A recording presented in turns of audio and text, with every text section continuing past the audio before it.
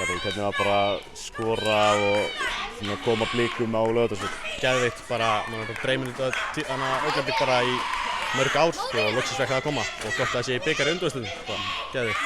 Hvernig bara myndirðu lýsa þessu marki sem þú skorar? Ég heyri ekki. Hvernig myndirðu bara lýsa markinu sem þú skorar? Bara, þú veist, ég sá bara Ágúst á komin í gegn og með hraðan manns þá bara ætlaði ég vissi að ég var að fá hann í köttbakið og ég fekk hann þar og ég bara ætlaði að setja hann á ramman, alls ekki framhjá og sá hann bara svona leka inn. Markmaðurinn var nánast með hann en gott að hann fór inn bara. Mikið léttir að sjá hann inni? Ógeðslega mikið léttir, mjög mikið léttir. Hvernig fannst þér leikurinn heilt yfir? Þú veist, spilaði á móti Víkingum á 50. Mikill munur?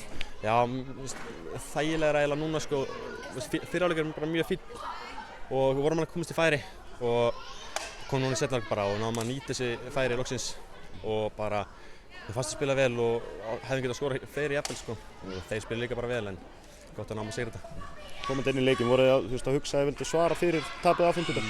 Já, en ekki pæla mikið í síðasta leik, bara næsti leikur og bara klára þetta. Klára þetta með stæl og ekki eitthvað hengja haus eða vera of grimmir eitthvað til síðasta leik, bara spila okkar leik. Fylgir það Afturelding sem býð ykkar á Laugardalsvelli með eitthvað preferens, hvaða lið og allt það? Nei, bara bæði lið bara mjög góð og búið að standa sig vel bara og þótt að sé lengi deildinni þá er þetta bara mjög góð deild þannig við þurfum bara að líta á hana leik eins og hver annar leikur og bara mæta í hann og klára hann bikar. Takk hérna. Takk fyrir.